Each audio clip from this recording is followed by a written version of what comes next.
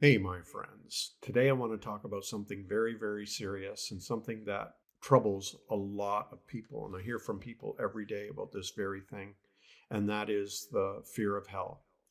A lot of people are afraid of hell, and I know exactly what they're talking about because I have absolutely been there. Things like hell and the end times and all that kind of thing. And so I want to focus today on actually the fear of hell and eternal punishment. And I want to just address that because I really do believe that that fear can be overcome. I overcame it, and I've seen so many other people overcome it. And I have an online community called The Lasting Supper. You can check it out, thelastingsupper.com, and register to join, where a lot of people there have experienced a lot of healing from this very thing.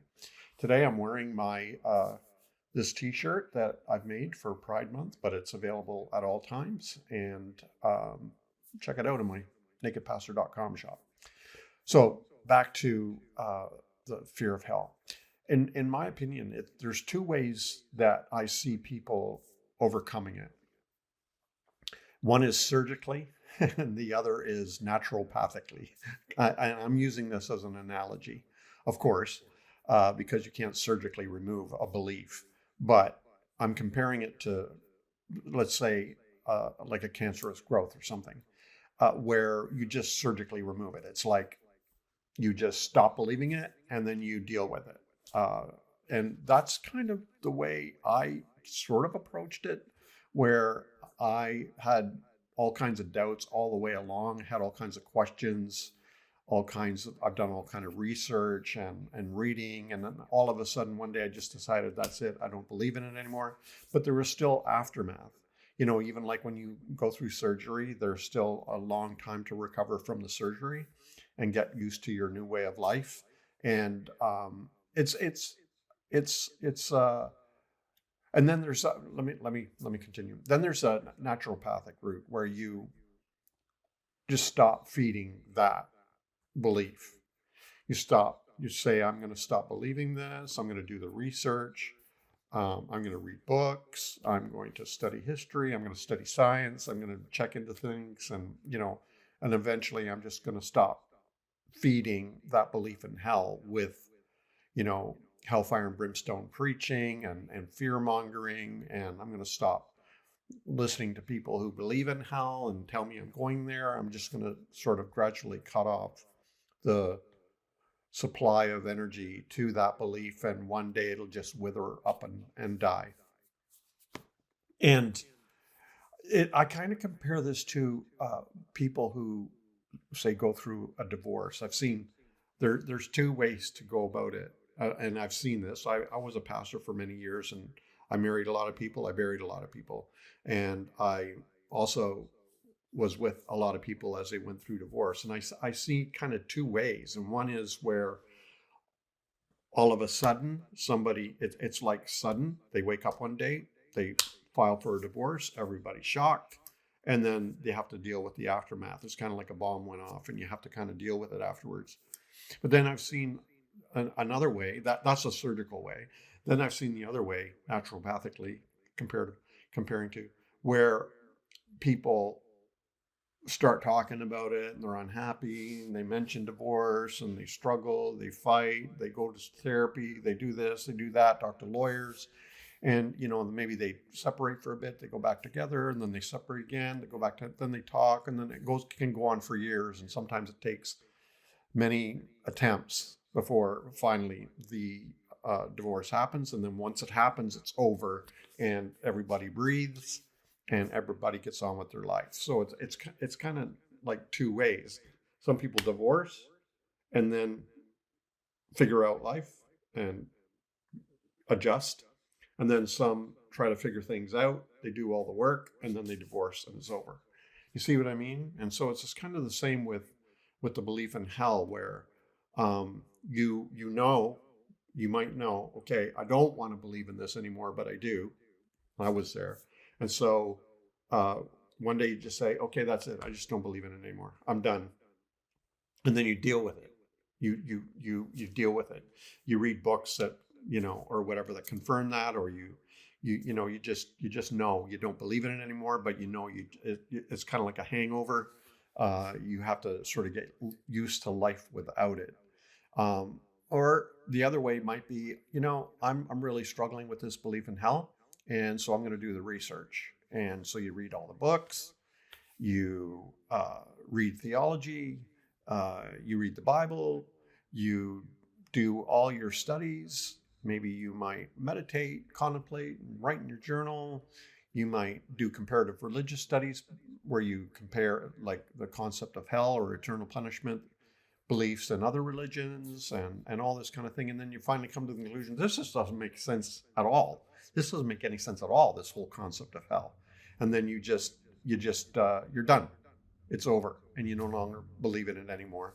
And, there's still some adjustment, but, I think, I can't decide which one I was because I'll tell you the sort of stages I went through. And it was more like, I think I started with like science, where I just didn't believe there was a physical place up hell underneath the ground, and it just didn't make any sense scientifically. And it's kind of like creation in 6 days. I remember when I started questioning that, and you know, Jonah and the whale and, all that kind of thing, or the great fish, whatever. Uh, all this science, I just began thinking, it's just kind of the same with heaven. Is there a place up there somewhere beyond the clouds where we go after we die, if you're lucky? Or the other place? Like, is it actually a physical place? No, I just didn't believe hell was a physical place anymore, and that it was an idea. And so I know there's some people who want to talk about it's on another plane and it's another dimension and, all that kind of thing. And, it just didn't make sense to me scientifically. And so that's when my real, excuse me, doubt started was I just don't believe there is such a place. Scientifically, it doesn't make any sense. You know, I, yeah. And so then the next step was for me was my belief in God started changing. And, I used to believe many, many, many years ago that God was angry and wrathful and vengeful and cruel and would punish people forever. And I remember listening to you know, brimstone preachers preaching on hell and talking about how our skin would melt forever and, how it would be torture forever. I remember the fear-mongering. I remember the emotional warfare that was going on where they were trying to scare the bejesus out of me. They were just really wanting to scare me, and they were successful ultimately. And I just was terrified of this place where it was constant torment, separated from our loved ones, and being tortured and thirsty forever, nonstop, infinity. And I just started thinking, what kind of a being would do that to anybody? I just started really questioning that whole thing and the fear of God, this angry, vengeful, cruel being who would torture people forever. It just stopped making sense to me. It just, my idea of God, I was reading more about grace and love and compassion and mercy, and how the idea and the concept of hell just didn't belong. It just didn't fit in that whole scenario. And I've seen people, doing the mental gymnastics of, well, punishing people because they were wrong is actually an act of love, and torturing people is, it's like some countries like America used to be torture. It was illegal to torture, but then they called it uh, uh, augmented interrogation or something like that. Different way of interrogating people. It wasn't torture. But we all know it is torture, right? And so it's the same with the belief in hell, that people would say this isn't hate, this isn't cruel, this is actually an act of love. Like I remember, many of us remember in our childhood when our fathers were spanking us with his belt, saying, "I'm doing this because I love you." And I just stopped believing that was love. I just didn't. I stopped believing that a loving, merciful God of grace would do that to anybody, especially forever. You know. So when so the first was scientifically, it just didn't make sense about hell, and then theologically, it no longer really made sense of hell. But then the third step, and the most important step, in my opinion, was my own opinion of myself.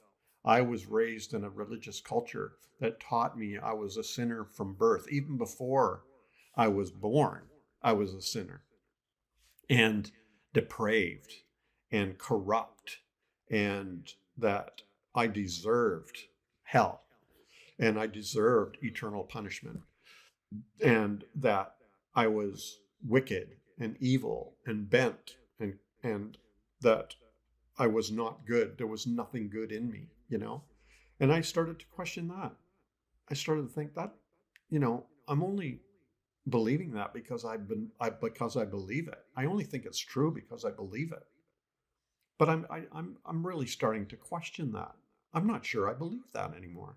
That I am thoroughly from the core a bad person, evil and depraved and corrupt, you know.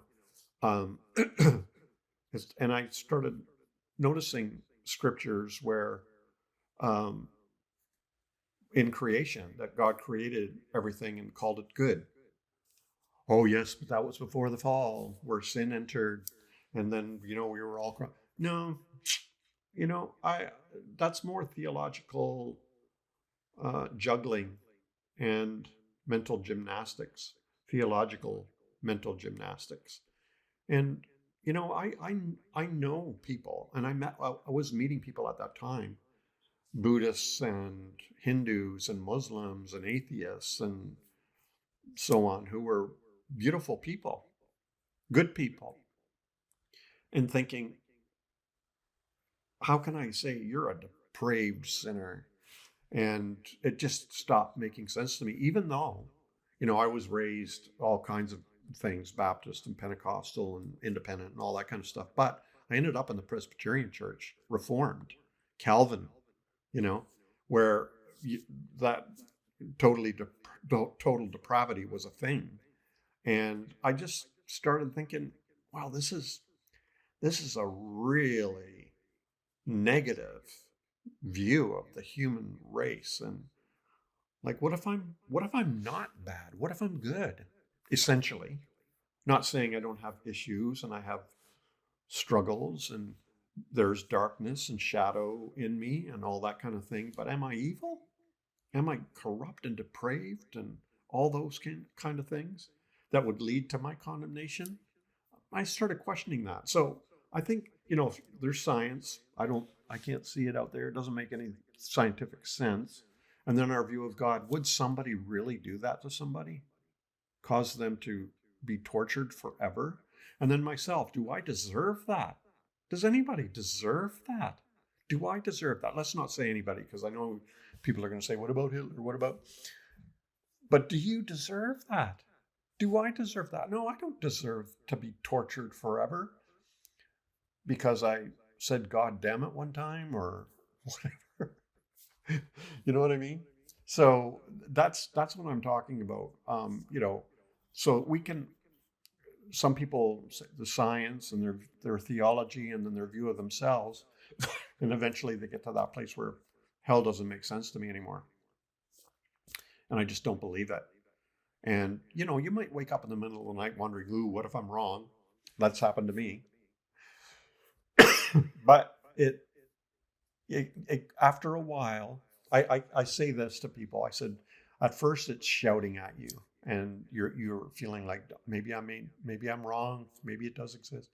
Then after a while, that voice, that shout will begin to fade to just a voice. And then that'll eventually fade to a whisper. And then that'll eventually fade to an echo.